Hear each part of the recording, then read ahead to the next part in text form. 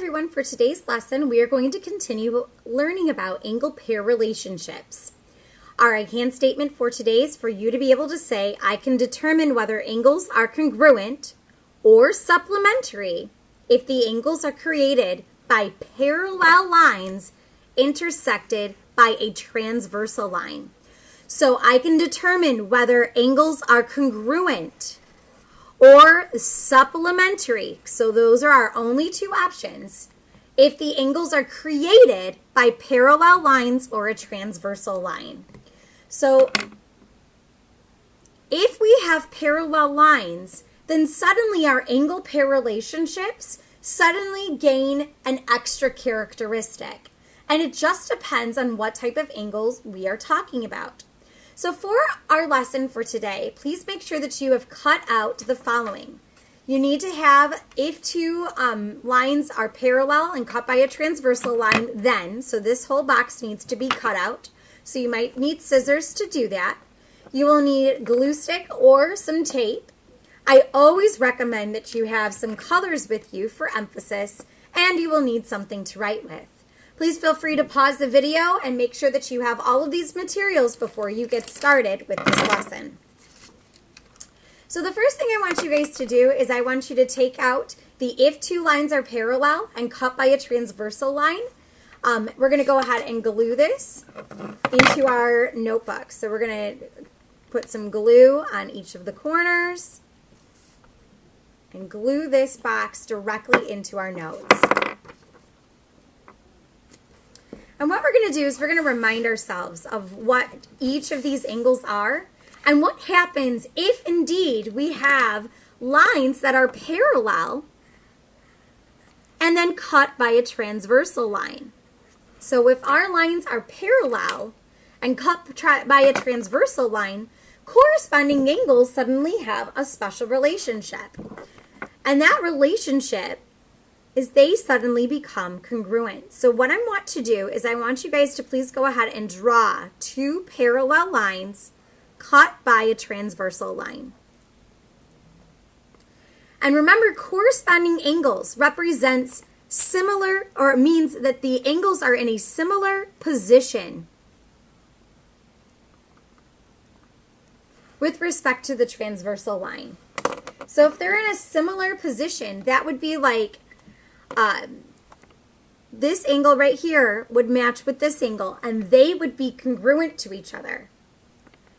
These two angles would be congruent to each other. They're in the same position. So because they are in the same position, they would be congruent. And that's because these lines are parallel. So if you know that you have two parallel lines cut by a transversal, corresponding angles will be congruent to each other. Corresponding angles, once again, represents angles that are in a similar position.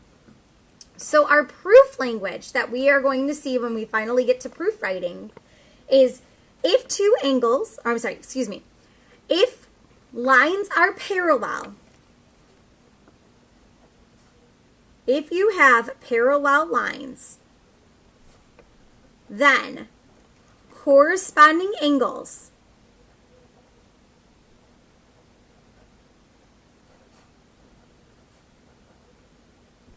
are congruent.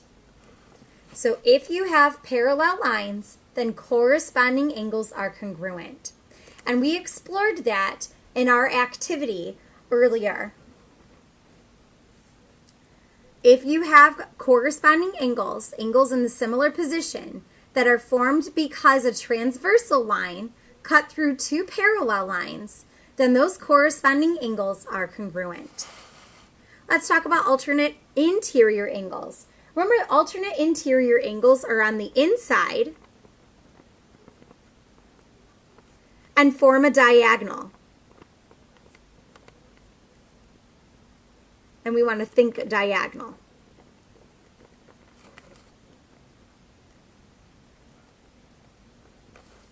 So I'm going to draw two parallel lines. Remember that the way that we identify lines being parallel are with these arrows. And we're going to cut it with a transversal. And our alternate interior angles, they're going to be our angles that are along a diagonal or could form a diagonal in between our parallel lines. And so these are our alternate interior angles. And notice that I use the arc marks. Alternate interior angles will be congruent if you have parallel lines. So our proof language is going to be if you have parallel lines,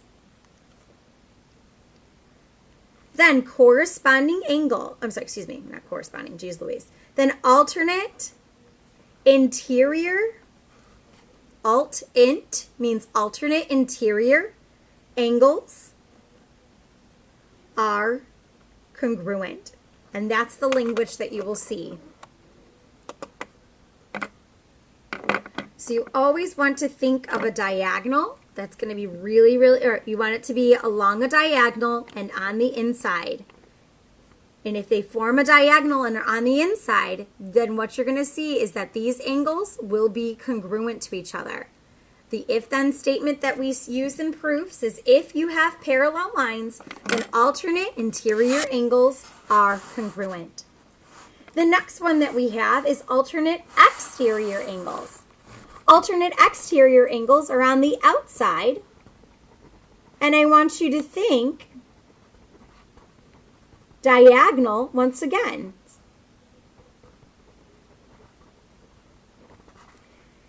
So I'm going to sketch two parallel lines cut by a transversal. And our alternate exterior angles are the angles that are on the outside that would form like a diagonal. It's these two angles as well. So they are on the outside of the transversal line.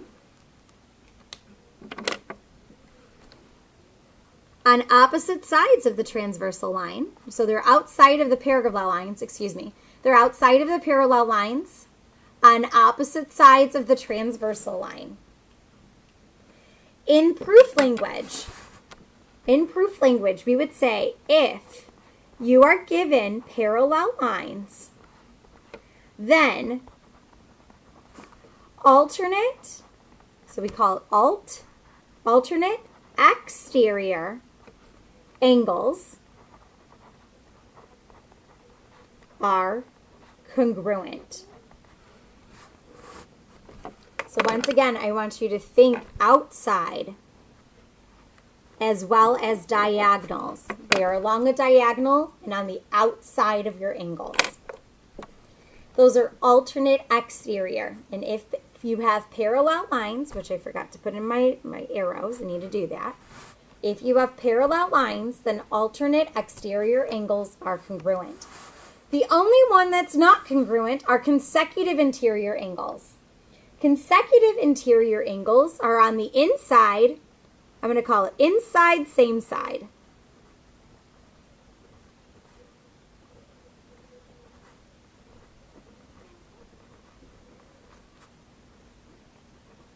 They are on the inside and same side of the transversal. They are next door to each other. So I'm going to draw two parallel lines cut by a transversal, and I'm referring to angles like these two. Notice I use different arc marks to describe them because most of the time they're going to be different angles. But what is special about them is they are supplementary. If you have parallel lines, then consecutive interior angles are supplementary. They add to equal 180. So if I called this angle 1 and I called this angle 2, we would say that the measure of angle 1 plus the measure of angle 2 is equal to 180 degrees. They are supplementary. That means that they add to equal 180 degrees. And so this is what you're going to see in your proofwriting. The tough part is being able to identify these angles. That can be really challenging for a lot of kids. So you always have to kind of remember, like the C's are always on the same side of the transversal, and the A's are on different sides of the transversal.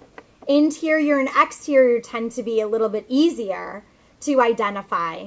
Corresponding angles means correspond means similar position. The next thing I want to do is down here in this final space, I want to use symbols and describe these relationships using symbols. Because I found that if we use symbols and we take out all of the letters and arc marks, what I would like you guys to please do is please mark these angles in the way that I'm describing. Here is a star, here is a dot. Here is a star, here is a dot. Here is a star, here is a dot. Here is a star, here is a dot. So mark your picture the same way that I have, with dots and stars. In this diagram, all stars are congruent. So all stars are congruent. Think about it. These two angles are vertical angles. Vertical angles are congruent. These two angles are corresponding angles. Corresponding angles are congruent. These two angles are alternate exterior angles. Alternate exterior angles are congruent. These two angles are alternate interior angles. Alternate interior angles are congruent. All dots are congruent. Think about it. These two angles are vertical angles. Vertical angles are congruent. Same thing with these two. This angle and this angle are alternate exterior angles. Alternate exterior angles are congruent. These two angles are alternate interior angles. Alternate interior angles are congruent. These two angles are corresponding angles. Corresponding angles are congruent. Same thing with these two angles. These two angles are corresponding angles. Corresponding angles are congruent. So all stars are congruent, all dots are congruent, and every star plus dots equals 180 degrees. Think about it. These two angles, a star and this dot, they are a linear pair. Linear pairs are supplementary and they add to 180. Same thing with these two, same thing with these two. Over here, the star and dot, they are linear pair, linear pair, linear pair, linear pair. Linear pairs are supplementary. Also, look on the inside. A star and a dot, these are consecutive interior angles. Consecutive interior angles, they are supplementary. They add to equal 180 degrees. So whenever you are stuck, I strongly recommend that you draw a picture similar to what I have here to help you study and identify angle relationships. Because we've talked a lot about a lot of different angle relationships, and it can get kind of confusing at times. But hopefully, drawing it out in symbols, that will help you as well. That is the end of this lesson. If you have any questions over anything I discussed, please feel free to email me. Otherwise, I hope you have a wonderful day.